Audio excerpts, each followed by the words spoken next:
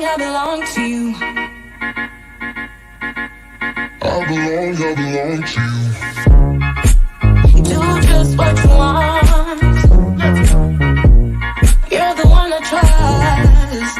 What's it into an area? Keo, Samola! And I always be wrong when you need some loving, baby. No one else. Put you down.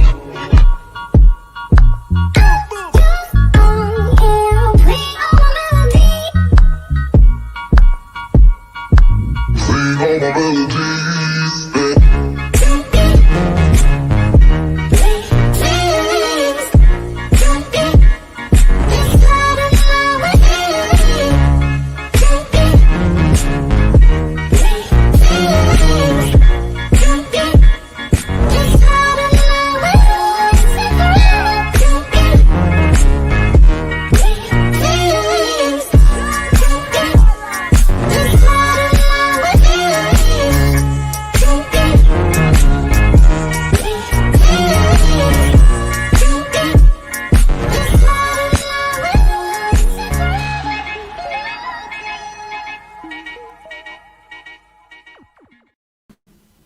Hey guys, I'm Si. Welcome to Ace Podcast Nation, the home of the Andy Campbell Championship Show. This is episode number 99.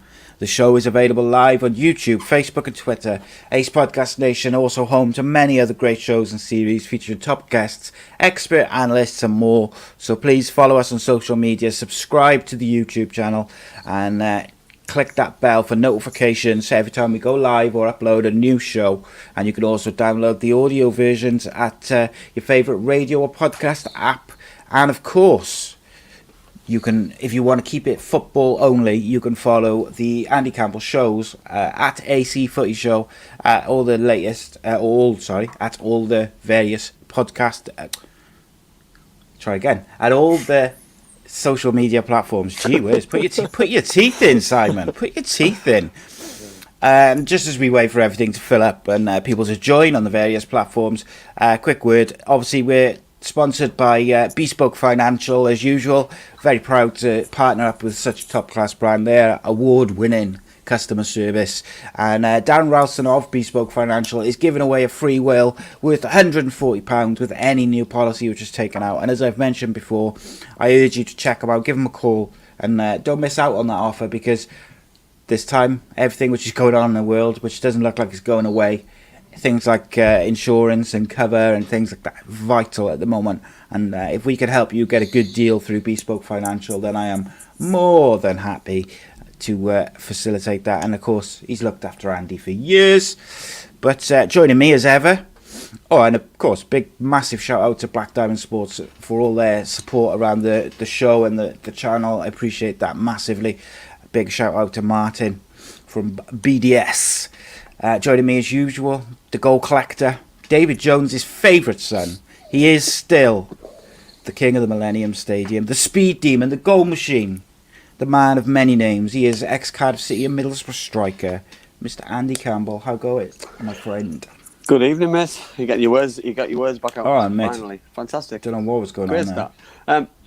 Last show before Christmas, I believe, because next Friday is Christmas Day. So Indeed, Boxing Day falls on a Saturday, so we will obviously be in touch over social media. So check social media out just so that we can let you know what days different shows are what we're going to do and stuff. But huge show tonight, talking Championship, and also if anybody missed the announcement, what was it last night, that we've got a very special guest coming on Monday night as well, so haven't we?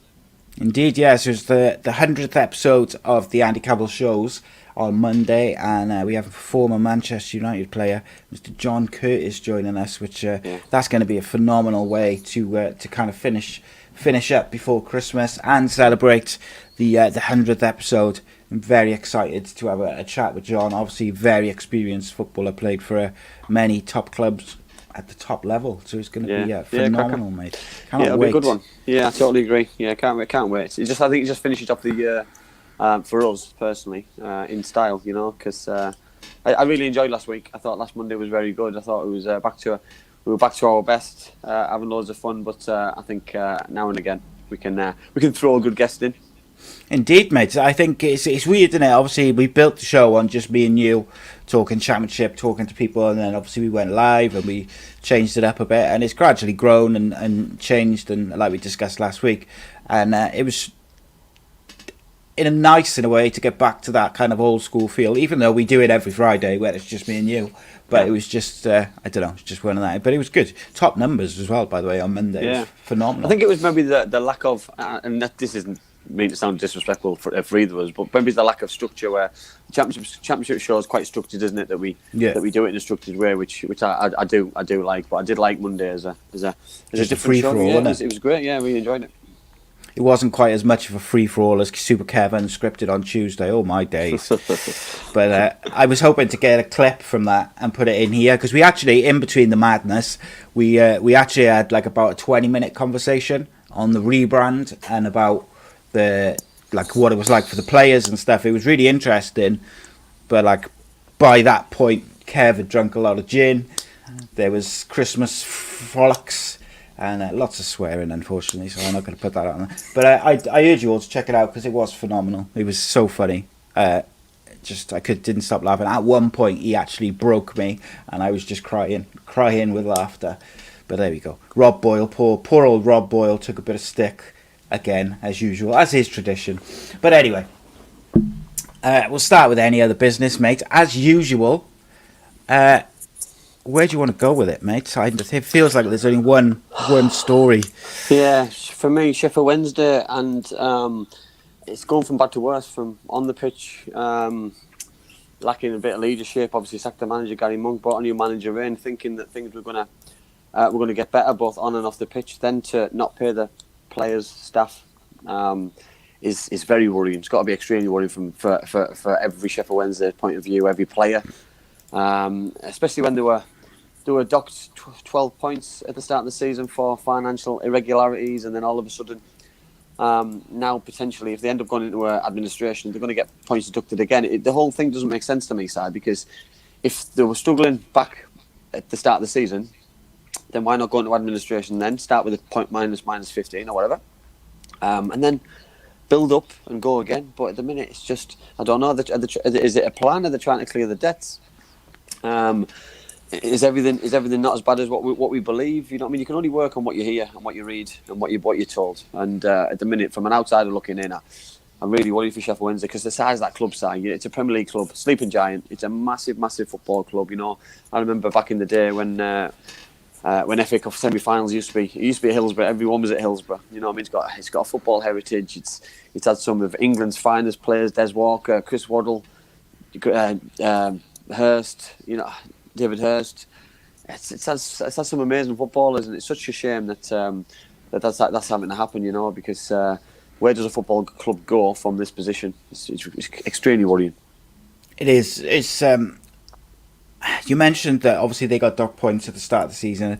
They got them given back, which I didn't like at the time, and I think this just shows how misguided that was in terms of giving them the points back, because there's clearly some sort of issue going on with the financial side of that football club. That's why they had the problems last year, and that's why they've still got these problems this year. And I was just looking, there's a quote from one of the, I think it's Iorfa, the defender, and he kind of, when someone asked him about the wages not being paid, he said it's a confidential matter. But I'm sorry, whilst I understand their personal finances, that is their business and it's no one else's business, of course.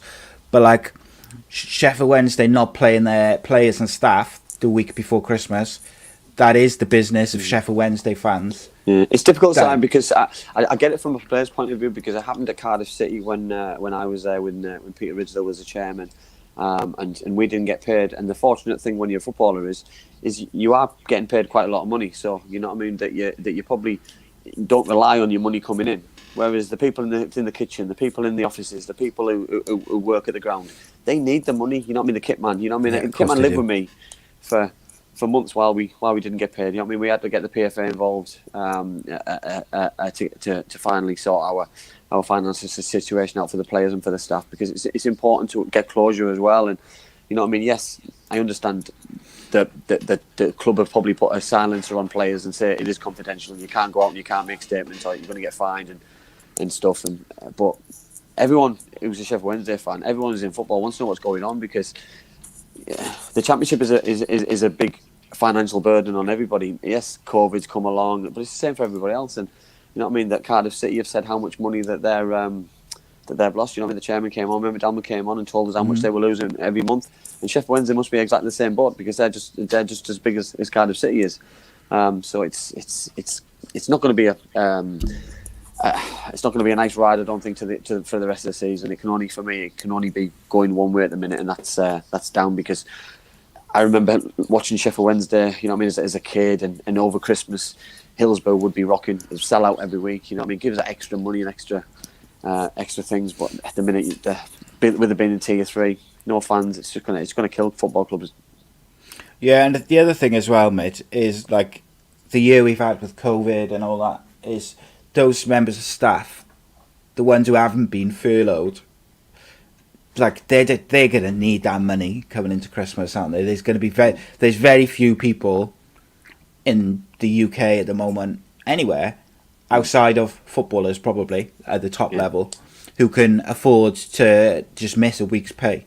No, you can't afford this, son. You know what I mean? You rely on it. You live your means to the month, to the week, to the day, and you know what I mean. People are relying on getting paid early for Christmas. Never mind, waiting last for minute Christmas shopping, you know what I mean? Food, more importantly. Yeah, this week, you know, it's you know what I mean. It's such a shame, but I think people just want answers. You know what I mean. And this isn't to gloat. You know what I mean. I worry for clubs like Sheffield Wednesday, because no club's too big to go bust. No club's too big to go in administration. No club's too big to fold. You know what I mean? Because Bury were a massive football club. You know what I mean? Regardless what division we're in. Macclesfield are a big football club. I played at both, and nice big stadiums, big following. You know what I mean? So, you know what I mean? I'm really, really, really worried and frightened for the future of clubs when this is happening now. Well, like I said, I texted you just earlier on before the show and said, like, I'm genuinely worried that Sheffield Wednesday are either going to go down on the pitch, or they're just going to go into administration and be relegated anyway. Yeah. But do you know what would be such a shame as well? It'd be a shame anyway, obviously, but is if they stay up, they complete the season, they stay up by the skin of their teeth, and then they go into administration like a couple of days after the season finishes, and they get relegated anyway. That would be catastrophic, and it would be unfair to those players as well and the fans. But you know, I guess the rules are rules. But then look at the state. Look at the state they're in now, Si. You know what I mean? They're on 9 points at the minute, foot of the table. You know what I mean? And they've got 6 points back. You know what I mean? Currently, they should be sat with 3 points, and out of that is 16. 16 is to get out of the relegation. So they would be an absolute mess. You know what I mean? It looks like a mess, but they would be 10 times worse if they didn't get them points back. Yeah, I still don't really understand the reason why they got the points given back, and if someone can kind of explain it to me, I'd love to know, because by everything I've read and sort of thought that they broke the rules, they got the punishment for breaking the rules, and then they appealed it and got it back, and it's like, well, what was the point in that? What was the point in rules? There's no point in rules if we're going to be able to half the punishment. You know what I mean? Because for me, and I've said all along, you know what I mean, for certain things, for me, hit football clubs where it hurt, because financially. Yes, it probably would hurt Sheffield Wednesday if I give them a big fine, but it would probably finish them anyway. So for me, points is the only thing. And you know what I mean? A team like Wickham, a team like Derby at the minute, a team like Barnsley and Coventry City, they probably rely on other teams finishing below them. So you know what I mean? They would probably prefer them to not have the points back. Yeah, spot on, mate. Another crazy week in the Championship, mate, on the pitch.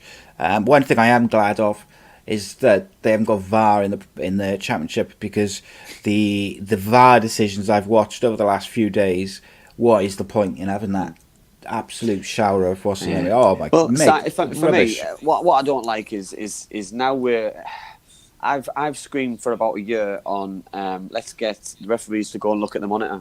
Now referees are looking at the monitor, but now you know every time they look at the monitor, you know what the decision's going to be, because now they're being told that if you look at the monitor, you're going. Yeah. The longer it is, and players will come out with it. Jack Grealish said it. I think Lewis Dunk from Brighton Hove Albion said it. The longer the decision takes, it's going to get overturned. It has to. It has to, because what they're looking for. You know what I mean? There's got to be a time limit. You You know what I mean? And because the referee gets to see these moments during the game within a millisecond.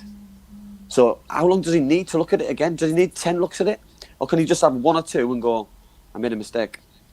You know what I mean? You notice it straight away. If it's a real mistake in real time, you see it straight away. You know what I mean? Surely you don't have to keep on looking at it. And these lines on the pitch, jeez, someone's got the rule out and got bored with a pen. I saw one whereby they checked the goal to see if it should stand. They checked the build up to the goal. They checked for offsides, etc., etc. What they didn't check is whether the corner which had been scored from was actually a corner. Yeah, it was a goal kick. I can't remember what game it was now. I watched that one myself. But then, I watched ridiculous, I watched Sheffield United. What's the point in that? Against Sheffield United, Man United last night, and Sheffield United scored after a couple of minutes, and there was absolutely nothing wrong with the goal, but they're checking it for VAR. So Sheffield United don't really celebrate because they're waiting for something to come out of it. You know what I mean? They're waiting. Or did it hit somebody's hand? Nobody knows. So, but then, what's football without people celebrating a goal? Sheffield United rock bottom of the Premier League. They've got 1 point this season. They need to celebrate everything they can. So we're starting history. Yeah, it's just disastrous. Bin it. That's what I say. They should bin it and go back to referees taking responsibility for their decisions. Yeah. Absolutely, mate. Okay, so we're going to go through the league table, talk about the week of each of the championship clubs. But just before we do, a quick word from Bespoke Financial. My mummy and daddy have been talking about life insurance. It sounds like something to protect my brother and me, but I don't really understand. Then my auntie Louise told mummy about Bespoke Financial Teesside. She said they're a local company who helped her with her life insurance. Mummy got in touch, and because they're based locally, a man called Darren was able to come to our house. He was really friendly. Darren stayed for a cup of tea and made it all really easy to understand. He said that life insurance will protect our home and family if anything bad were to happen. Like if mummy or daddy got sick, then we'd get enough money to take care of us, and our house would be paid for so it wouldn't get taken away. After an hour, Darren said goodbye and mummy and daddy seemed a lot happier. Once it was all sorted, we could all relax and watch a film together as a family. I don't know why they didn't do it sooner.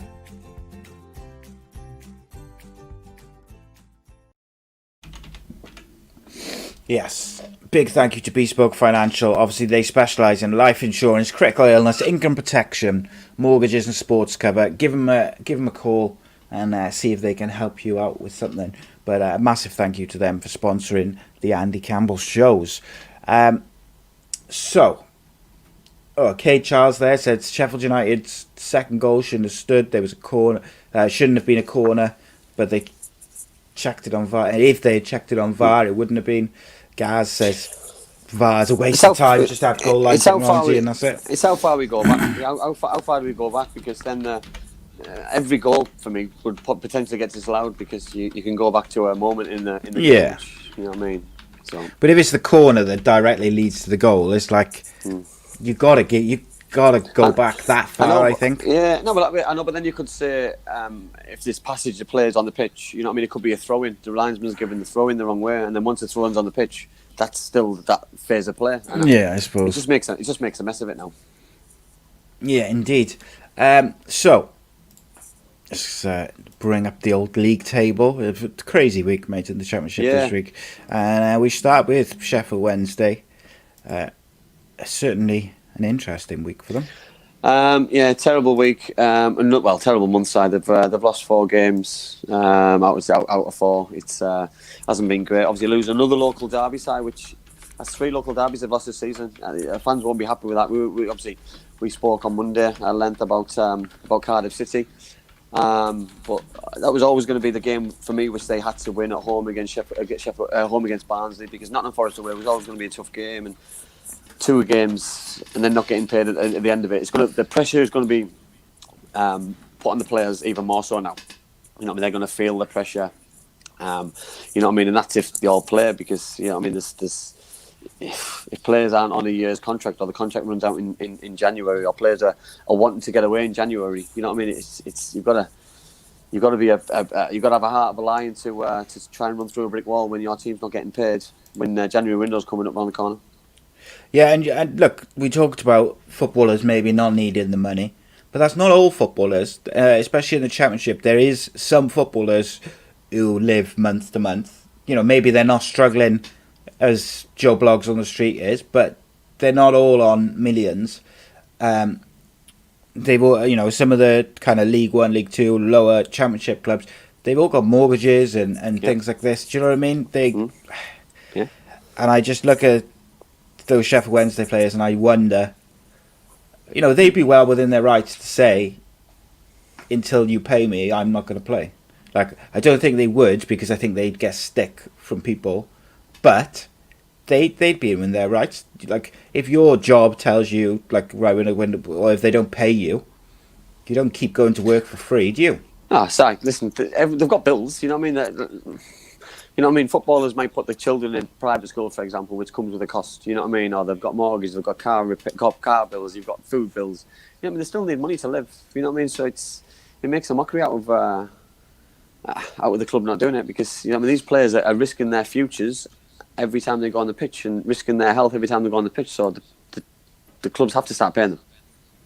Yeah, good point by Reece. He says the exciting thing about football is the human error. Talk about the bad decisions, but it adds to the excitement. Spot on. Gaz, I'll come back to that question at the end of the show. And James says Aidan Flint must be dying to have a recall back to Cardiff.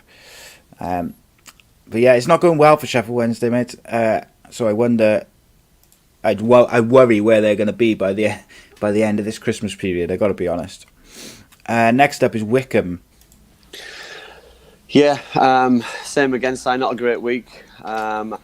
Didn't start great on Saturday against Coventry City. That was, for me, that was a 6-pointer. You know what I mean? I'm not saying Coventry are in trouble, because I think Coventry are having a really good time, but that was a game where I think Wycombe would have expected to show their worth and get some points on the board. You know what I mean? They haven't won since they beat Birmingham City back in the 4th of November, so they haven't won for a very long time. And then the Bournemouth game was always going to be a tough one, but I think they did okay. I watched the game, and I thought they did well for long periods.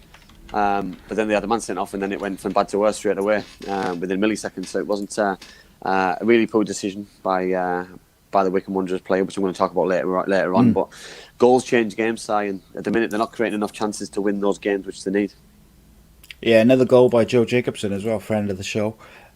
He scored a few this year. I'm not sure how many, but he scored a couple. Good work for a defender, but they just can't stop shipping goals, unfortunately, Wycombe.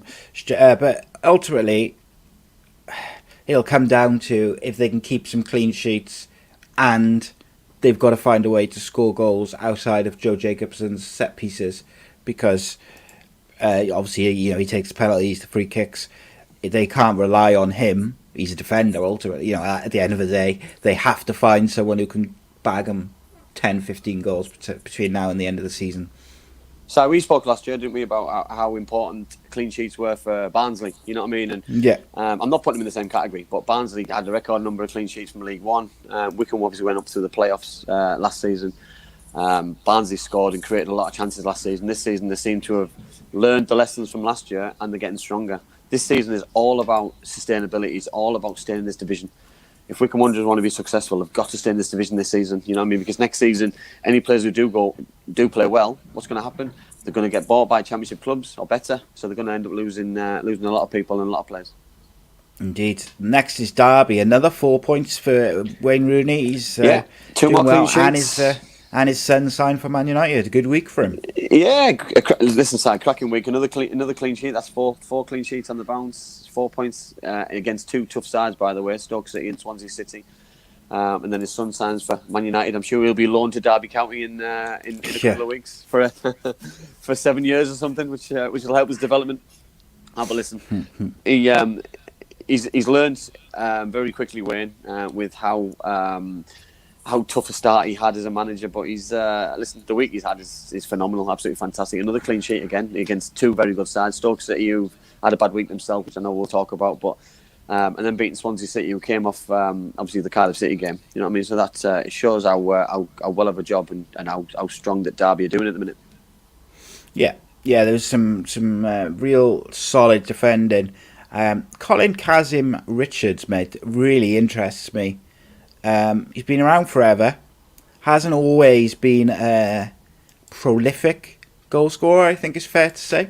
like he's bagged a few over the years because he's been around and been to many clubs. But he seems to be doing quite well for Derby, mate. I didn't hear any of that. Ah, okay. Colin Kazim Richards. I said he hasn't always been like he's never been a prolific. I think it's fair to say. Like I was just looking at his record, he's never been a prolific goal scorer, but he's just popping up with some important goals, and I think he's doing quite well at Derby. He's going out. Main man's joined the chat. Leslie, welcome. How are you, mate? Yeah, guys, send in some questions for the end of the show. But it'll be it's an interesting one. So, Colin Kazim Richards, mate, interests me for Derby because he's never been prolific goal scorer, but he is popping up with some really vital goals for Derby. Yeah, listen, I always used to like him. The thing what held me back of really liking him was his attitude and his arrogance a little bit. But every player needs a little bit of arrogance to get to push forward, and I think he's gotten a little bit more experience. He's an experienced player, and Derby have got some young players. Maybe that's that responsibility, and having somebody like Wayne Rooney is helping his development and helping him as a player and as a person. Because every player needs a good leader on the pitch, and he's leading by example at the minute. Yeah, it's a weird one, mate. But they're doing well. They've really got it together. Last few games, great run. Defensively, that's what you've got to build from. Yeah. A few other clubs could learn from that, mate. Nottingham Forest, the most up and down team after QPR. Had a nightmare against Brentford, lost 3-1, and then went and beat Sheffield Wednesday comfortably in a big game. Yeah. They needed to get something from that. Interesting, mate. Yeah, listen, Si, they've got to turn it around sooner rather than later, and I think it just shows that the worrying times for Sheffield Wednesday, because I think obviously Forest for me were in dire straits, in big trouble, but Brentford, I think I probably would have put my mortgage on Brentford to win that game, because the way that Brentford play, and he's got them playing some good football, he's got them defensively strong as well, and the attacking numbers, attack with pace, attack with promise. But a better result in midweek for Forest. They got a couple of early goals, and they were able just to sit on the game and see the game out. But they need to build on it, side. They can't just rely on one win every 4, 5, 6 games. They've got to get some more points on the board, because the league table, the gap in the distance is quite worrying, really. Oh, yes. And it's not getting any smaller. Well, we'll see. Next up, Rotherham, mate. Similar week to Nottingham Forest. The one on Saturday, which I probably didn't expect them to do against Bristol City. Obviously, Bristol City have had a shocking week. I know we'll obviously touch on that in a short while. But then they got Blackburn Rovers, and they held on for so long. They were winning. They were drawing. And then they give the winning goal away, and I think the 90th minute through Adam Armstrong. So it could have been an amazing week if they could have just held on for another few seconds. But they'll take it on the chin and they'll go again, because for Rotherham's side, it's all about getting enough points. And if they can win one, lose one, you win half your games, you stay up in this league. Spot on, mate. Next up was QPR. I mentioned just now, inconsistency is almost there by reputation, and this proved the case again. Yeah, worrying week because they didn't score. Normally they score goals, they create chances. They played two very good sides though. They played Reading on Saturday, which they got beat 1-0. And then they played Stoke City at home. I think Stoke drew 0-0 for both their games. So you can probably look at the Stoke game as probably a good result. If they'd have got two draws, I think they'd have been quite content and quite happy with it. But because you don't win a game, because you don't score goals, it just looks a bad week, because you see the L and the D next to your name, and they obviously haven't won since probably a month, since they beat Rotherham as well. So they need to get back on that winning trail and then start picking a few points up quite quickly. But the Championship can do that, side. You can win 2 games in a week like teams are showing. So, I wouldn't be too worried if I'm a QPR fan at the minute. Yeah, I think they've been good enough, but they can't string a couple of wins together, or even a couple of draws at the moment. They're just up and down, but they're playing fairly decently most of the time. Next up is Coventry. I'm going to discuss one of their players a bit later on, which ironically he's out now. Liam Kelly had a cracking game on Saturday. It was really, really impressive, but he's now out for 3 months. That is a massive blow to lose your captain, who's been scoring for fun. Yeah, well, listen, Mark Robbins, first and foremost, is doing a fabulous job. The win, draw, so they're picking up 4 points a week, which is an absolute great turnaround. unbelievable, and mate. you know what I mean. The Wycombe game on Saturday was a huge result, 6-pointer. You know what I mean. In this time of the season already, against Wycombe Wanderers, it is that big. And then the follow up with a 0-0 draw at home against Coventry City, against Huddersfield Town. They don't let that many goals inside. You know what I mean. They're not. No. Defensively, they're doing all right. They've taken a few beatings at the start of the year, but I think they've learned the lessons very quickly. He's picked up some really, really good points. Obviously, Derby County, Norwich City, late ones, but Mike Robbins, for me, is doing a fantastic job.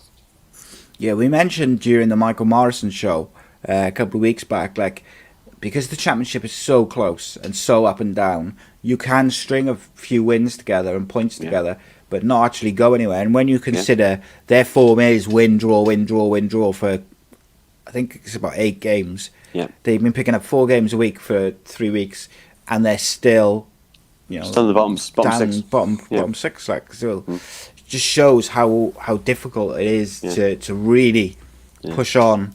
Well, we said this outside, didn't we, about Cardiff City? You know what I mean? The most informed side in the division, and they're not anywhere near the playoffs. So it just shows how difficult. If you have a bad start, like Coventry did, Coventry had a really bad start. They had some heavy defeats, and now they're only starting to get used to it. They're starting to get the foothold in the division, and now they're giving themselves an opportunity to stay in the division because they can't afford to go back to old form, or they will be in serious trouble. Yeah, Reece makes a good point there. He says if you're going to lose a player to injury, now is probably the best time to do it because it sends a message to the board that you need funds to strengthen, which I think is a good point. However, I'm not sure Coventry have the funds to really give Mark Robbins the money to push on. Not this season, I don't think so. I don't think they'll take that much of a risk. I think they'll be quite happy and content. I think they'll have the targets to go and sign, see if anybody's available on loan or in a free transfer to see if they can improve the squad. But it's a difficult one, isn't it? They haven't got their own ground at the minute, so I'm guessing finances aren't spectacular down there at the minute. No. Next up was Birmingham. An absolute awful week. Terrible week, yeah. Started on Saturday against Watford. Troy Deeney scored an 85th minute penalty. And then Cardiff City, I thought they were all over the place defensively, and that's not like Aitor's side whatsoever. You know, I thought giving penalties away, not picking up on corners and set pieces. I thought they played into championship sides set pieces into their hands. You know what I mean? We said that, didn't we, a few weeks ago, how important set pieces are, and if you're not going to pick up, you're going to lose a lot of points, or you're going to lose a lot of goals, because it wasn't even put the ball into a good area. It was a ball in an area unmarked, and you lose the game in the 90th minute, and it must be so disappointing. But if you're not going to pick up, you don't deserve to draw or win games. No, they've lost 3 of the last 5, which is a bit of a worrying trend. I didn't expect that from Karanka's side, I got to be honest. I thought that he would shore it up. I expected to see a lot of draws and 1-0s, but they've been conceding, so they do need to tighten it up defensively. Next is Preston. Absolutely terrible week. This is. I watched them against Middlesbrough, and I thought they were excellent. I thought they're on a real run. You know, Scott Sinclair was phenomenal. They go to Luton Town, they get beat heavily 3-0. Go to Barnsley, get beat deservedly again. Barnsley created a lot of chances, and so it's got to be a really worrying time for Alex Neil to get beat by 2 sides who, for me, you'd expect to win, because no disrespect to Barnsley and to Luton, but Preston North End are a big side. You know what I mean? They've got some big players, and you should be expecting to beat those kind of sides. Yeah, 100%, mate. Some tough games, but ultimately, you've got to be looking to pick something up from those games, because Luton are just on fire. Barnsley are doing well, but you've got to get something off the back of that big win against Middlesbrough. Middlesbrough, they've been pretty good this year. They got defensively very good. So to beat them 3-0 was a massive result. Yeah. To not follow that up feels like a missed opportunity. Yeah, I agree. Totally agree. Next up, Millwall. I watched them against Middlesbrough, and they were absolutely disastrous. First 15-20 minutes, they were 3-0 down, didn't give themselves an opportunity in the game. Every time Middlesbrough went forward, they looked like they were going to score. You know what I mean? It started badly, it got worse, then it got terribly worse, and it was game over. I've never seen a display like it. One thing I will say about Millwall, really positive before the game, they brought a banner with them about racism, stand up for racism and Black Lives Matter. So, you know what I mean? They did everything in their power to to turn things against what happened, obviously in their previous home game, when obviously the booing started. So credit to them for that, but on the pitch they were disastrous, they were awful. But then to turn it around side in midweek away to Bristol City just shows how silly this league is, because you put the worst performance in on the Saturday and then probably the best performance in on the midweek. 2-0. You know what I mean? Yes, it was a bad week for Bristol City losing 2 games, but to go there and get anything would have been a good result. But to win there comfortably 2-0 with a good solid performance was credit to Millwall. Indeed, mate, indeed. Next up, Huddersfield Town. Not a great week. Yeah, Jesus. Not a great week. 5-0 against Bournemouth. Could have been 10, double figures. Solanke, Stanislas, David Brooks ran absolute riot. Every time they got the ball, they just couldn't live with them. And 5 probably flattered them a little bit. And then they go and keep a clean sheet in midweek, which, you know what I mean? So you're lacking confidence, and then you go and keep a clean sheet against a side which is in form. So it's just the Championship side, which is just a fantastic league, and it just keeps on guessing and trying to guess a result. It'll be amazing. Yeah, it's impossible, mate. Yeah, didn't expect that. Leslie says you'll never stop racists. They will always be the minority. But you know you can't, but you can make a point, and I think the club for me did the right thing. You know what I mean? Because they could have just they did the statement, and that could have been it. But to follow up with the players making a statement and making a point, you know what I mean? Yeah. They're doing their part. They're doing their bit. Geraint says Huddersfield are a really odd team. Extremely. I watched them against Middlesbrough. It's the league, mate. I've come to the conclusion it's just the league. It's everyone's inconsistent and everyone's all over the place, apart from Norwich. And I think that's why Norwich will end up winning the league, because they seem to be the only team immune to the madness, shall we say. Next up, Luton Town, absolutely been on fire recently, having a great season, considering their budget and the size of the club. But a mixed bag. I think they would have taken 3 points from the 2 games coming in. But it should have been better for me side, because obviously I watched the game in midweek against Middlesbrough. Obviously the Blue Preston away with a 3-0 victory. Middlesbrough winning 1-0, and then Preston got a penalty, and James Collins stepped up and kicked the ball twice. It did go in. The manager wasn't happy, Collins wasn't happy, the players weren't happy, but he did kick it twice. It was so obvious, it was scary, and has to be chalked off, unfortunately. You know what I mean? So what happens with that? Did he retake it? No, he's kicked it twice. Just a free. It's a goal kick or free kick. It happened for Middlesbrough against. Happened against Norwich for Middlesbrough 2 weeks ago. So did he slip? Yeah. And that to me, if it's an accident, you've got to retake it. Like, I think they should change that rule. That's a stupid rule, that is. But it would have probably been his point. I didn't think Middlesbrough were great, but listen, Middlesbrough aren't great. You know what I mean? But they get the job done, and they get the points when they need the points, and they can dig in when they need to dig in. I thought Luton threw the kitchen sink at them and were pretty dominant towards the end. Middlesbrough had a man sent off, which has been overturned, Morsey. But I think Luton will be a little bit disappointed, but they'll take probably 3 points from the week. Yes, I think so. And one thing I will say, and I'll talk about him a bit later, James Collins is phenomenal, mate. Yeah. Exceptionally good season for him again for Luton. They are dependent on him, and I do wonder, obviously the penalty, James Collins hasn't scored from open play, and Luton haven't scored. So you wonder how dependent they are on him in terms of grabbing the goals they need. But they're having a great season. To be 13th with 26 points at this stage of the season, considering last season's side as well. You know what I mean? Luton fans must be over the moon, mate. Yeah, fabulous. Another team who I believe fans must be over the moon is Barnsley. What a team to watch, mate. Yeah, they're having a fabulous season. I thought they were going to struggle this year with the amount of players who left, the big players who left. A few of them went to Stoke City. I really had a concern. The manager left a few weeks ago. The new manager's come in. He's done absolutely fantastic. They go to Sheffield Wednesday, go and beat them 2-1 in the local derby. Play Preston at home, beat them as well. You know what I mean? What an absolutely fantastic week. And they're giving themselves an opportunity side. Forget staying up. They'll be looking at, can we finish in the top 10? Can we push towards the playoffs? Because after Christmas, it's, you know what I mean? You can start to dream a little bit, because you can look down and go, we've got 15, 16 point gap. So, you know what I mean? We can afford to go for a few games instead of just being a little bit conservative, you know? So, why not? Thing is, right, once you're safe, like, what's the point in just keeping it tight and keeping it tight? Like, don't, go for it. Like, what's the worst that happened? You finished 10th. I agree. You know what I mean? Better to finish 10th, going losing 5-4 every week. Even if you finish 18th, you know what I mean? For me, it's a risk worth taking if you can potentially finish in the playoffs, because if you can nip a playoff place in the last day, you've got an opportunity.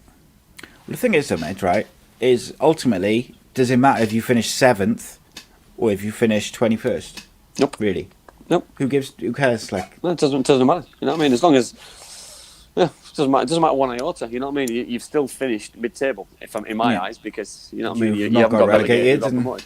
Yeah, and I think I look at that sort of lower mid-table and mid-table. There's some big teams in there, but also there's some teams banging form, like your Barnsleys, your Lutons, and then you've got teams like Blackburn, Cardiff, Bristol, Stoke above them. Like, there's some tasty teams in there, which any one of them could go on like a run.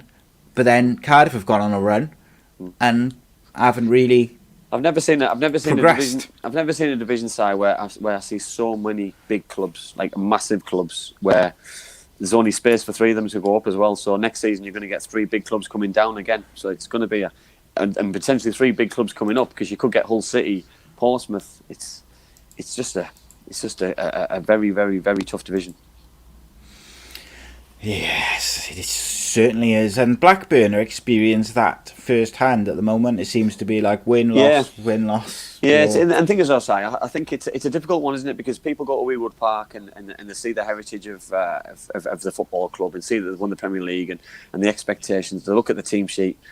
And it's so difficult, isn't it? Because people enjoy going there and playing football, because it's not an intimidating place to go. It's a nice place to go and play football. And Norwich beat them at the weekend. Obviously, Pookie, who I'm going to talk about later on, and Norwich City we'll talk about. Obviously, he scored 2 goals and a difficult one, but Blackburn needed to get something in midweek, and they got their reward in the 98th minute through Armstrong again, and they need to keep hold of him. If they have got any potential to get in the playoffs, they need him to stay in that club. 100%, mate. 100%. Next up is the not so mighty Bluebirds. A mixed week. We talked in detail about the South Wales derby on Monday, so I don't want to spend too much time on that. Cardiff were rubbish, and Swansea were good, but Cardiff, they made it difficult for themselves against Birmingham, but ultimately managed to squeak out a win. Yeah, it's all about getting the results. It's all about winning football matches, and 5 wins out of 6. You know what I mean? The question I'll put to every Cardiff fan is, would you rather win 1 game against Swansea City and lose the other 5, or would you rather win the 5 games and lose to Swansea City? Because for me, I would rather get in the playoffs or get promoted and lose twice to Swansea City this season. Yes, it would hurt, but we're the ones who'll be laughing at the end of the season because you guaranteed a playoff place. You know, I just think with the informed side in the Championship, you know what I mean, they need to go on that run again before Christmas to get in the playoffs, and then they've got to try and push on maybe in the January window. You know what I mean? I thought it was a deserved victory against Birmingham City. I didn't think Birmingham were great. I think Cardiff City defensively were poor for the goals. I didn't really see Birmingham scoring at all, apart from the goals that they scored, and for me, poor judgment, poor mistakes, not following runners. But I think Cardiff City should have scored a few more. Obviously, they missed a penalty. They were crossing balls in the box. I thought Gratzel was outstanding. I thought it was excellent. And set pieces, Cardiff were always going to be a danger, and the winning goal was Cardiff-esque and poor defending. But you've still got to put it in the net. Indeed, mate. So I got 3 points, which I want to make, or 2 points to the question very quickly. Fantastic to see with Kiefer Moore out, Glatzel banging in the goals, because we talked about, we saw a bit of potential in him. We felt like he just needed a bit of run and the balls in the box to score, and I think that he's proven that he's scoring. Also, Harry Wilson with another couple of assists. Secondly, we talked about last week, Sean Morrison, should he be dropped? Now, he hasn't been particularly good recently. What he has done, though, is turn up with 2 winners for Cardiff City in the 2 midweek games. And I think it takes a big, psychologically, a big person to be able to get through playing bad and still be in the right positions to get those winning goals. And ultimately, it's not his job to score goals, really. He's a defender. Whereas a striker, if they're not in form, they tend to still make the runs, etc., etc. Morrison hasn't been in the greatest of form, but he's been in the right place to score those winning goals. So he deserves a tremendous amount of credit for that. But on the psychological side of the game, I wanted to ask you, as an ex-player, if there's like a team which you always seem to lose to as a club, does that play on the squad's mind and things like that? Like, obviously Tottenham famously couldn't beat United for years.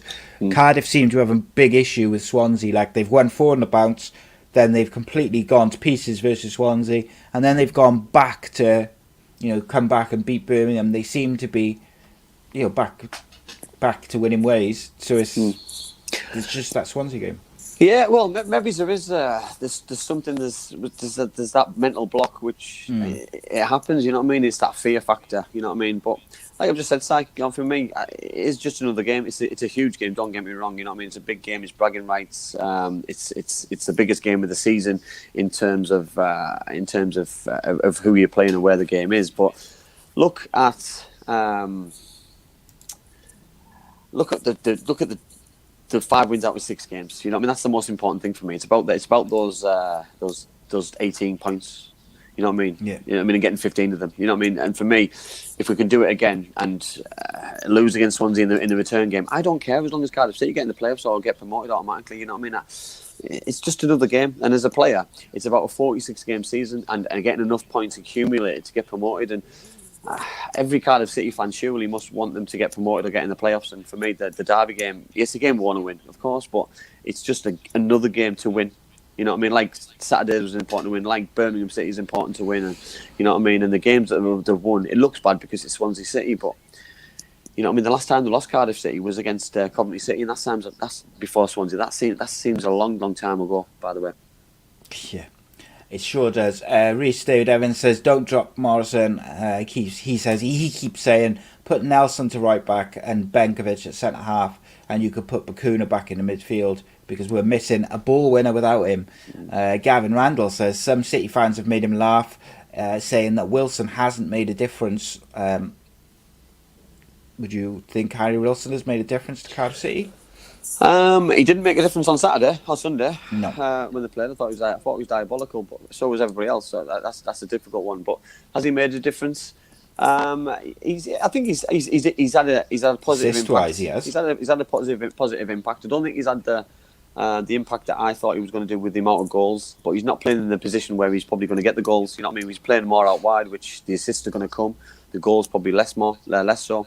If he's playing number 10 or he's playing behind the front one or he's playing up alongside a big target man, he's going to score more goals. So it's a difficult one. You know what I mean? People probably judge him by the amount of goals he's scoring, but it's unfair if he's playing out wide. Yeah, spot on, mate. Just very quickly, a couple of comments. James says we've got Norwich home and away in the next 5 games. Be good to get Norwich out of the way for the rest of the season. Yeah, I think if they could get 4 points against Norwich, it slows Norwich down, and also it would be massive in terms of momentum. Leslie says Middlesbrough will be in the playoffs, guaranteed. Oof, big confidence. stems. Big confidence. Geraint says in the perfect world, Cardiff will sign 2 players, Sinclair and Bannon. Good shout. And Reece says you can see Wilson is best at number 10, not playing wide in a 4-4-2. Yeah, it's difficult, isn't it? Because the strikers that Cardiff have got, they need 4-4-2 almost. They need the ball in the box. Whereas you got Wilson and Tomlin, better. They need to play in a system which features number 10 to get the best out of them. You can't play Harris and Wilson on the same side unless you play one of them wide. It's just an impossibility. So he could play one or the other. He could play 10 behind the 1, but then we're going to say we're going too direct because we haven't got the support up to the front man. You know what I mean? For me, I think the only thing you could do is play 4-4-2 with Wilson as the second striker and let him sort of slot into number 10 there and still have the 2 wingers.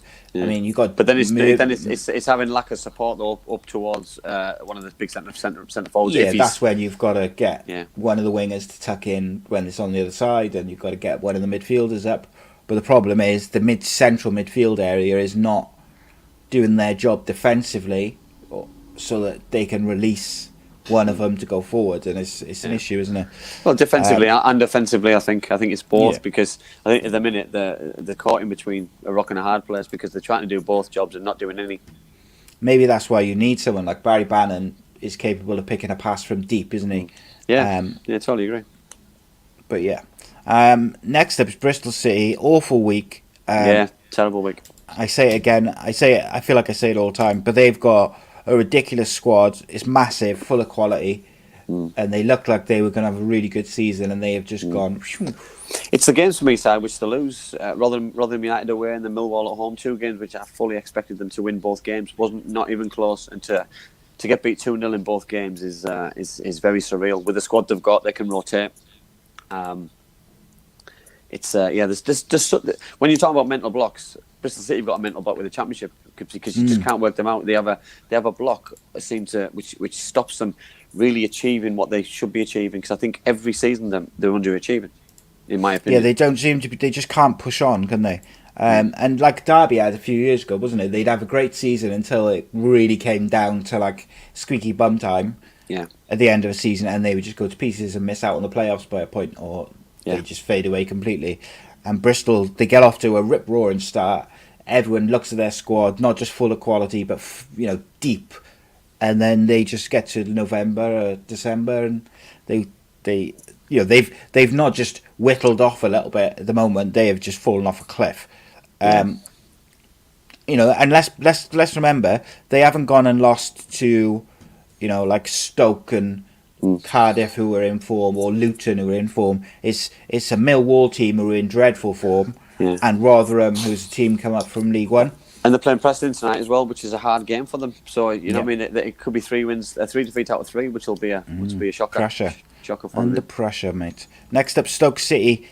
Bad week, but yeah, bad week. I think bad week for them side, because I fully expect them to score goals, and I think defensively, I think they'll take some massive credits from it and some pluses from it, because I expect Stoke City to keep clean sheets with the defence that they've got. I think defensively, James Chester, Shawcross, I think he's come back fit. Collins, they've got some very good defenders, but offensively, they create chances, they score goals. They've got midfielders who score goals. They've got wingers who bring in with the goals. They've got centre forwards of a plenty. So for me, I think they probably would have expected to beat QPR away, but obviously Derby away. I think Derby have turned things around. So I think they would have probably, for me, expected to get 4 points.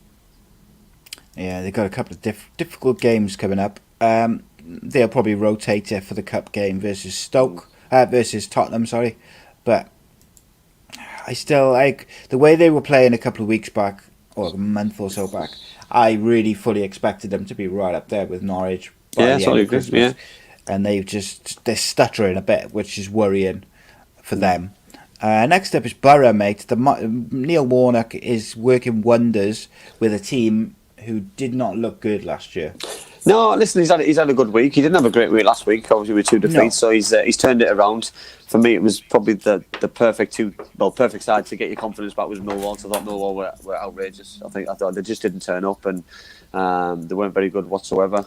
Luton was a lot more of a difficult game. I thought Luton came with the game plan. Middlesbrough obviously got the goal in the second half, and obviously the missed penalty happened. I didn't think it was a red card, but I thought it was. Yeah, Leslie said something about that. I still thought it was a penalty. I still thought it was a penalty, but I didn't think it was a red card. But thankfully it didn't go in. Bartonelli, the goalkeeper, made a fantastic save in the 93rd minute from a header by Collins, which kept him in it, and just shows the worth really. But defensively, Neil has them set up in a way that they just don't look like they're going to concede. They have this confidence building through the group, and one goal seems to be enough. It was for Cardiff City. It seems to be one goal's enough for Middlesbrough. And run about people who have a mental block. Well, he does the opposite. He gives people confidence that they're the best player in the Championship, and I don't know how he does it. Yeah, spot on, mate. Leslie said he didn't think it was a penalty, and he didn't think it was a red card. Yeah, it wasn't a red card, but he got it. Oh no, so he got his red card. Sorry, he didn't say that. He said he was never a pen, and he got his red card chalked off. Yeah, he did. Yeah, he got it back this morning. Yeah, so he rescinded, so he's allowed to play again. So it is what it is. Yeah, okay, bang on. Watmore's a He's been a phenomenal signing. Yeah, breath of fresh air, and hopefully he signs his new contract. All being quite on the Western front with that one. I'm sure Neil will be trying, but my concern is if they don't get it done in the next 2 weeks, then he's going to be available to go and sign for anybody he wants in the Championship or the Premier League. Yes, and his form has been that good that I'm sure someone would pick him up.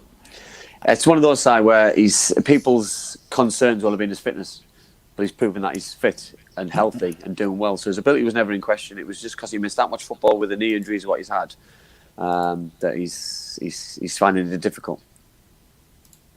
And that's what managers do. Some managers have ultimate confidence in the players and just make them feel like they're $1 million. Make them stand 6 feet tall and make them. You know what I mean?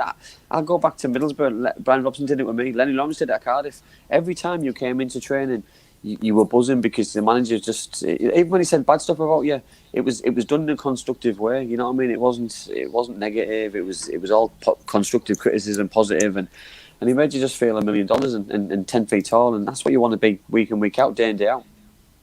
Yeah, spot on, mate. I couldn't agree with that more. And I think Neil Warnock is very good at that man management style, isn't he? Yeah. Next up, Brentford, mate. Probably a good week. Good week. Away at Forest 3-1. I thought they were very good, creating chances, scoring goals.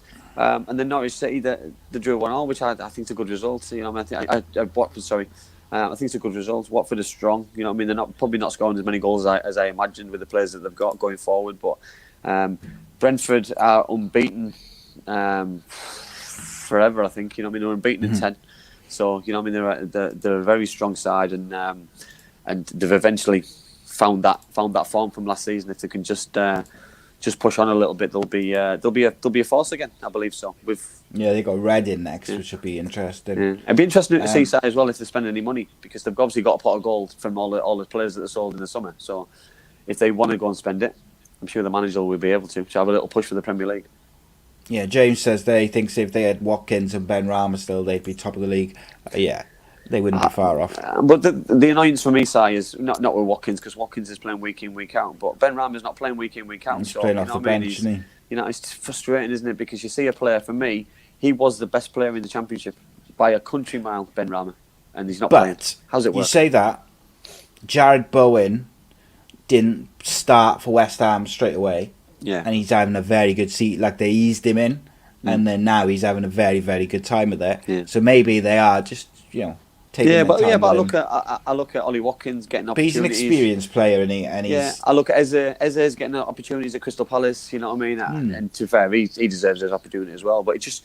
I think the names that we just mentioned just shows how good the Championship or the Premier League 2 is because it shows there's no difference and these players are going in that league and ripping it up. Yeah, absolutely, mate. Next up, Reading. Mixed week. The big QPR on Saturday, 1-0, clean sheet, which will obviously please our old guest, Michael Morrison. Not old, but previous guest. Late goal. Yeah. But then obviously a difficult game when you're playing the best side and the top side. Norwich City, was always going to be a tough one. And when Pookie's gets a penalty, he never seems to miss. So it's you can't give those opportunities away. And penalties are part of the setup at the minute. And teams do seem to get them more than others. And Norwich are no different than that. But it was always going to be a tough game. And Reading will be back. They've had a really, really good start of the season. And they haven't faltered as much as I thought they were going to be able to. Yeah, they faltered a little bit, didn't they? Yeah, they had 4 games defeat. And obviously, Michael spoke to us, didn't he, about winning again. Obviously, they beat Nottingham Forest. But obviously, they lost in the midweek. They won again. So as long as they can keep churning points, they'll still be okay, I think. Correct me if I'm wrong. Did Michael mention Michael Olise in the show? Yeah, he did. He scored a couple of goals this week. Yeah, he did. He was impressive. And I'm sure, I couldn't remember off the top of my head, but I was sure he had mentioned him and the quality he's got. Yeah, he did. And obviously he's bagged him a couple of goals. Yeah, he did. But it's important, it's important to have those kind of players because you can't rely on the same players all the time. And Lucas Jow, Lucas Jow's probably their standout player, but if he's quiet, who do you rely on? Yeah, and that's where some clubs in the Championship do struggle. They're so reliant on one player to score their goals. Yeah. You need a couple to be able to chip in with 10, 12 goals a season and assists and things. Next up is Swansea City. What a strange week for them. Yeah, from the sublime to the ridiculous side. Well, they were bang up for their cup final. And I know then we spoke about Cardiff City a lot on Monday's show, and we spoke about Cardiff City a lot tonight. But Swansea City, for me, on the weekend, but absolutely phenomenal. I thought the manager got his tactics spot on. He got his formation spot on. I thought, especially the second goal, I thought was outstanding against Cardiff City. Oh, it's a phenomenal goal. But then you expect that kind of performance, that level of professionalism, that kind of attitude to go into the next game, and it didn't happen. You know what I mean? It was men against boys. Yes, it was a strange early kickoff, which I haven't been a fan of, by the way, because I think it's a strange one having 5 o'clock kickoffs in midweek. But that's no excuse. You can't blame those kind of things for performance, because it's not like they have a job and then they go and play straight away. They're professional players, and it doesn't really matter what time it is. Because, but yeah, bad result off the back of probably the best performance of the season against Cardiff City. Yeah, I've talked a lot about Cooper tactically. I think he's a phenomenal coach and manager. He got it wrong versus Derby, big time. Which, sometimes everyone has a bad day. And Derby they are in form, but for Swansea to play, and I said it in jest, like that it was their cup final versus Cardiff. Of course, I'm bitter, but ultimately they played like it was a cup final. Yeah. They were bang up for it. They were professional. The tactics were spot on. To follow that up with a toothless, dire performance versus Derby, it's not good enough, mate. And like we've talked about Cardiff not turning up for Swansea, but turning up to every other game recently. It's the same for Swansea. Like if you can turn up to play Cardiff like that, you have to turn up for the other games, other teams too. Yeah, I totally agree. And listen, I was surprised. I was surprised he got his tactics wrong, because a manager who I've really only seen against Cardiff City and focused on in the games I watched against Cardiff City, 3 games he's got his tactics spot on against Cardiff City. So to get it wrong differently as well. Yeah, all 3 games very, very different. Yeah, so to get it very, very wrong against a different side, against a young manager as well, which is very poor. Yeah, I'm very surprised. Very surprised. Yeah, playing a rookie manager, mate. Should be bread and butter for a coach like him. Next up is Watford, my friend. Yeah, started off very good on Saturday with Troy Deeney penalty in the 85th minute against Aitor's side, Birmingham City. And then a draw against Brentford, which I think from a Watford point of view, yes, you're at home, yes, you've just come down from the Premier League, but Brentford have unbeaten for that long. You probably take a draw for them, because they are very dangerous going forward and don't let many goals in. So 4 points in a week, they're sitting pretty in 3rd position, so I don't think they'll be worried at all. No. Next up then, by the way, Troy Deeney scoring goals again is what we like to see. And we've mentioned him a bit recently. He's bagged 2 winners in a week, 2 penalties, but don't matter. Yeah, got to score him. Yeah. Got to, not 2 winners, but 2 goals. 2 penalties. Yeah. But he makes a difference to them. I gave him my up last week because I just felt like he gives them something which no one else does. A bit of fire and a bit of a target up front. Next up, Bournemouth, mate. 2 clean sheets. What a Obviously, week. Graham Jones, one of our previous guests on the Monday show, spoke about the importance of clean sheets, the importance of defensive unit, and then to add on top of that, they can go and score 6 goals in a week. Is just absolutely fantastic. 5 against Bournemouth, 5 against Huddersfield on Saturday, which is a great opportunity then to go and progress your week. It wasn't as great against Wickham. I watched large parts of the game, but they still dominated it. They still had 16, 17, 18 shots on target. But they got the breakthrough once the red card happened for Wickham. But you just got to win the game. So it doesn't matter if you win them 5-0, you win them 1-0. It's still 3 points at stake. Yeah, spot on, mate. It's doesn't matter what the score is, just win those games. And I got to say, I really have been impressed with Bournemouth these last couple of weeks. So They're phenomenal. And it also concerns me, Si, as well, though, because I look at Cardiff City, that how many games are unbeaten and how well they're doing, and where do I see Bournemouth falling? Do I see them dropping that many points that the gap can be closing? Do I see Norwich not winning that many games now up to Christmas or towards the end of the season? Those 2 teams for me look like they're running away with it already. Yeah, they do. And I got to say, Stoke was the team which I thought would probably give those 2 teams the biggest run for their money, and they're not at the moment. But there's a long way to go. But I think unless you're Sheffield Wednesday, most clubs will be not happy, but they can either get sorted in terms of just staying up, or they can get sorted to go on a run and get promoted. But I don't know. Like you say, Bournemouth, Norwich both look like they're sitting pretty at the moment. And Norwich, good week, 2-2 wins, very good. Yeah, I think Pookie's obviously a difference with the centre forward. You know what I mean? The way that he plays, the way that he leads the line. They haven't got rid of a lot of players, Si. You know what I mean? It's so important for them to continue with the squad and bring in players in who are Premier League class, because when they do eventually go back up, which I do believe will happen this season, they're not going to have much of a change.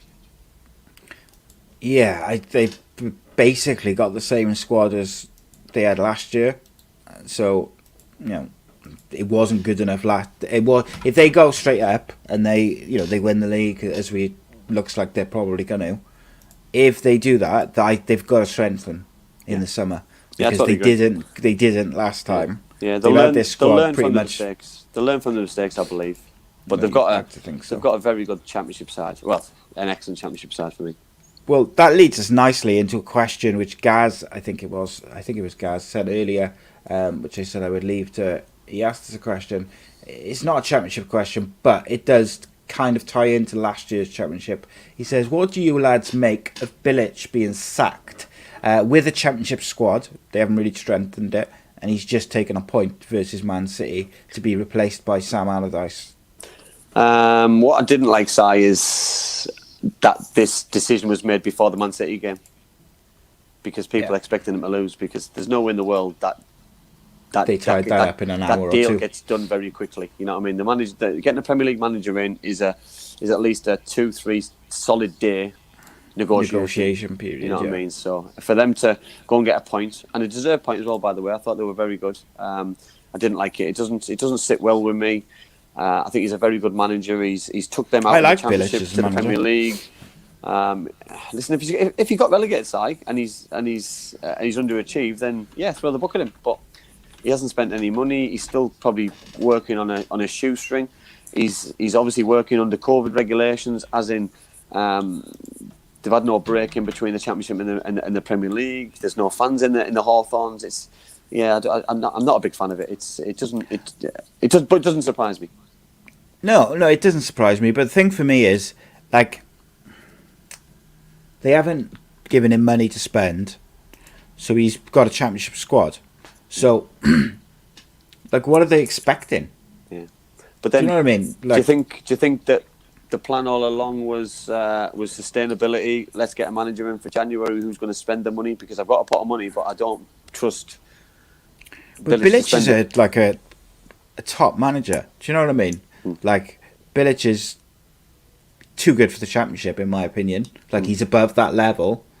Like, I don't know. It feels a bit like West Brom have got ideas above their. No, I don't want to say above their station, because that's wrong. But like, they're sacking Bilic to get Allardyce in. Like, to me, like in 2020, if you were offering me two managers, I'm going for Slaven Bilic. Sorry, but like, and that's nothing. Sam Allardyce changed the game off the pitch for managers around the country. He was one of the managers who brought in technology and things like that. I'm not saying he's a dinosaur, but then West Brom could look at it on the terms of that we're getting rid of Slaven Bilic and we're bringing in the ex-England manager. So you know what I mean? That's a stretch, mate. He was manager for about a month. Unbeaten though. Well, I'm unbeaten as England manager as well, mate. Does that mean I'm getting the West Brom job? Did you go for it? Nah, they got to come to me, mate. They'll come to me before they sack Sam Allardyce, because apparently that's how they work. But yeah, good question. And I like Slaven Bilic is not going to be short of work. Let's be honest. Well, there's... If Cardiff sack Neil Harris, I'll have him. I'm not sure I understand. Oh, that was my watch. He doesn't understand either. No, he doesn't understand. I think West Brom. I think that managers might lose a job now, knowing that there's some very good managers out at work, because chairman will think, well, hang on a minute, we can't afford to lose out on a Slaven Bilic, for example, and we're not doing as well as what we think. So I think there could be a manager merry-go-round happening very shortly. Yeah, it always happens either before or after Christmas, doesn't it? Because clubs get twitchy because they know that other teams are going to start sacking managers. So then suddenly all these managers who are out of work, they become hot property, don't they? Yeah. But like Sam Allardyce has been out of work for a while, like as well. Like he's been out of the game for a while, haven't he? When was the last job he had? Was it not England job? Has he worked since? Don't think I'd so. have to have a quick look. Yeah, I don't think he has off the top of my head, but like that's what I mean. Like it doesn't make any sense. Like it frustrates me, mate. I got to say, but it's such as football, I guess. Yeah. Would you have Slaven Bilic over Neil Harris for Cardiff City manager? It's a tough one, isn't it? It's difficult, Si, because I right now I'll say no. Oh, he's worked. He was at Palace for a year after the England job, and then he was at Everton for a year. Oh, right, yeah, sorry, yeah, he was. I knew he was at Everton, yeah. I'll say no because results speak for itself, and 5 wins out of 6. I don't think anyone will get a better return than that. Yeah, it's tricky, mate, isn't it? Asked me 6 weeks ago, I'd have had the kit man wanting to be the manager.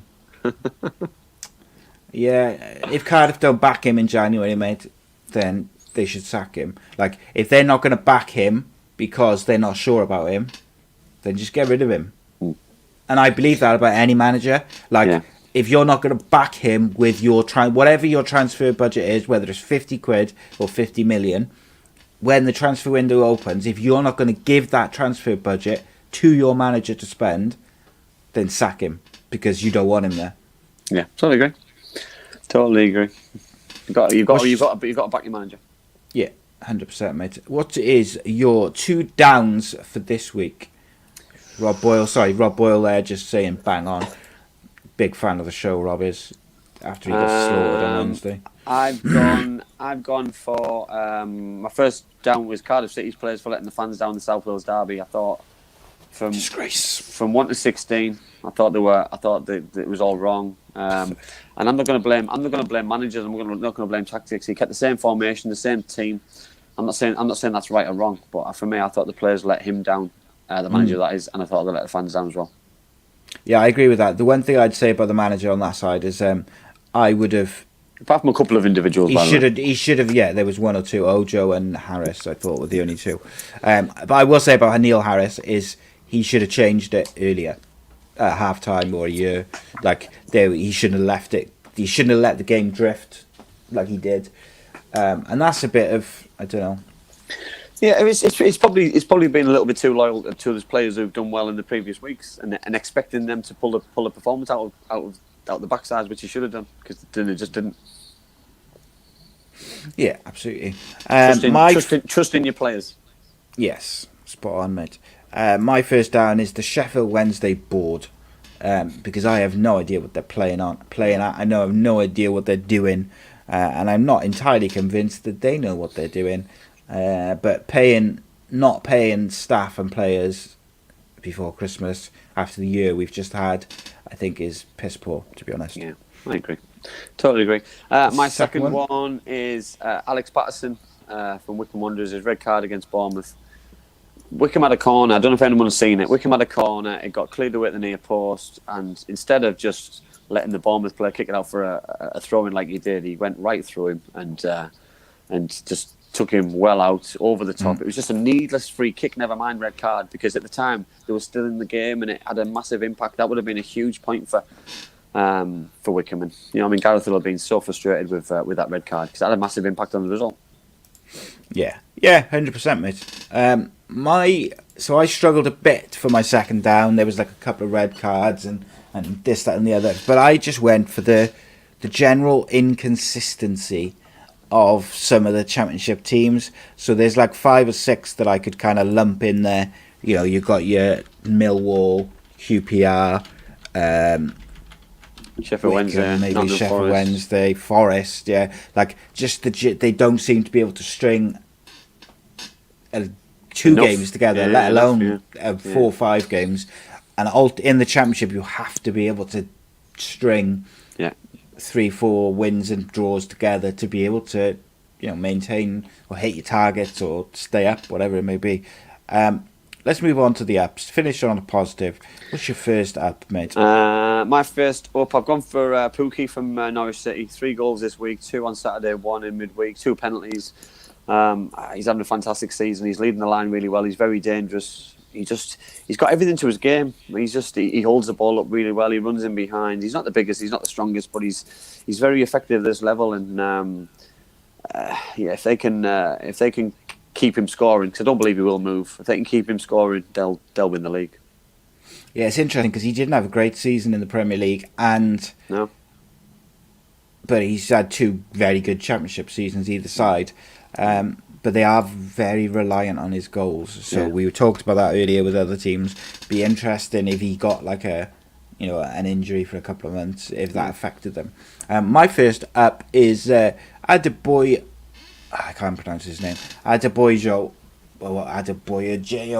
from Barnsley. I apologise. I'm not very good with names. Absolutely phenomenal. He's been this past month really, but he was particularly good on Saturday, and I like it a lot. Good one. I like that one. Having a big influence on the Barnsley team, who we talked about earlier in the season being too dependent on Corey Woodrow, and players like him have really stepped up. Well, that just fits nicely with my second upside, because I've gone for the Barnsley manager, Ismail.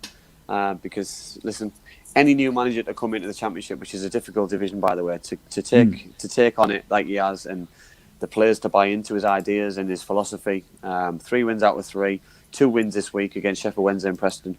He should be absolutely super proud of the way he's doing it, because the way the Barnsley finished last season was phenomenal. How they stayed up was beyond belief, really. So for them to continue it this season is fantastic, because they're a big club side. Listen, they're in the Premier League 10, 12 years ago, whatever, 15 years ago. So, we're not talking about a little club here. We're talking about a team who was in the Premier League and deservedly in the Premier League. Yes, they only lasted a season, but they've had a couple of bad seasons. Oakwell's a really hostile place to go when the fans are there. It's a nice place to go because it's a good atmosphere. I've been there as a fan and as a player, so I really like Oakwell. So it's a club which I really enjoy watching.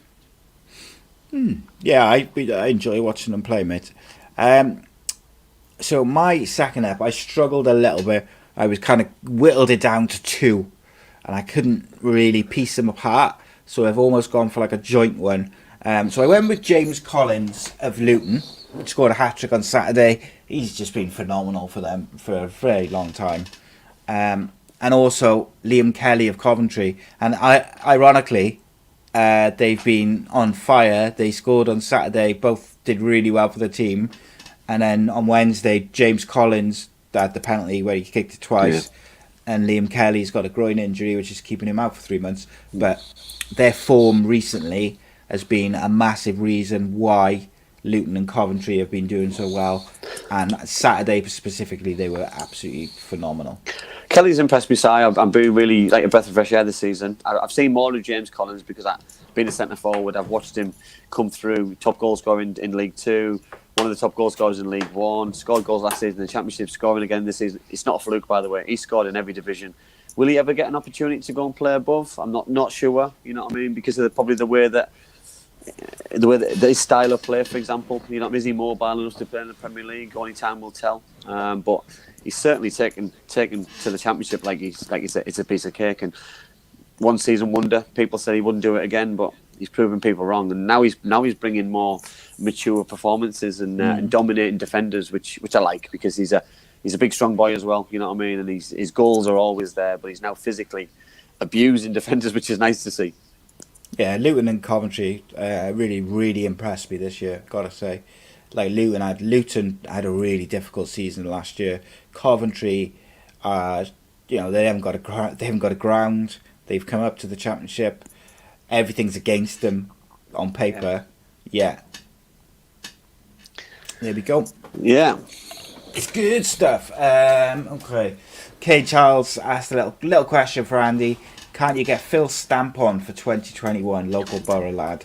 Yeah, I'd love to have Stampy on. It'd be he's quite deceivingly difficult to get in touch of or with. So it's yeah. But listen, our list, Kate, is endless. endless. We've got a good way to finish the year. Obviously, we'll put our heads together and decide what's going to happen over Christmas and New Year. We won't have a guest over Christmas and New Year because I think it's difficult to prize people away from the families and stuff. So it will just be us two when we do some shows, maybe talk about football in general, because I think it's nice for us to give something back to you lot who enjoy listening and looking at our ugly faces. So it's nice to give something back. Yeah, maybe we'll have like a nice relaxed show, have a glass of wine and just talk about whatever's going on and the football results and stuff. Yeah. Kind of catch up with each other, with everyone else, and kind of go from there. But I mean, I know we've got some very good guests lined up for 2021 already, so it'd be interesting to see who else comes out on the list. But there you go. Gaz says unscripted, uncensored. Yeah, Andy Campbell still owes us one. I do. Yeah, it's going to happen. We've got some news in 2021 which it'll all come out. It'll all come out in the wash. Yeah, we got some plans. Andy's got some plans, I've got some plans, and we got some plans together. It's going to be a good year, one way or the other. Guys, thank you for your support. Thank you for your comments. Spread the word. As ever, as I mentioned before, this Friday slot is not always the most ideal in terms of people being able to watch live, but it's the perfect slot to talk about Championship football before the weekend.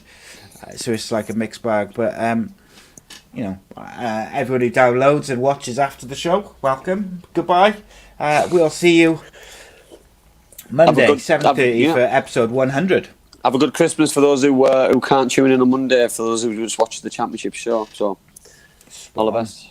Absolutely. But join us for a celebration on Monday. See you Monday. 100th episode, last episode before Christmas. Oh, and Geraint Cole said get Ben Foster on. Yeah, that'd be nice. I'd like that one. I'd like that. Be a good one. Guys, we'll be back Monday. See ya.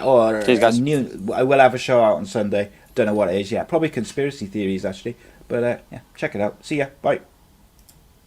My mummy and daddy have been talking about life insurance. It sounds like something to protect my brother and me, but I don't really understand. Then my Auntie Louise told mummy about Bespoke Financial Teesside.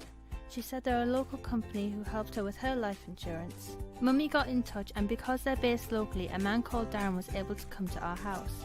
He was really friendly. Darren stayed for a cup of tea and made it all really easy to understand.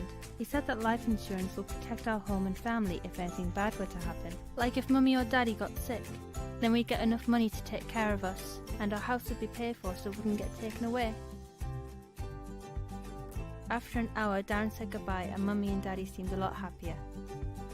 Once it was all sorted, we could all relax and watch a film together as a family. I don't know why they didn't do it sooner.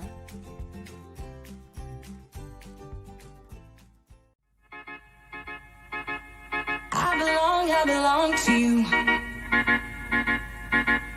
I belong to you. Do just what you want.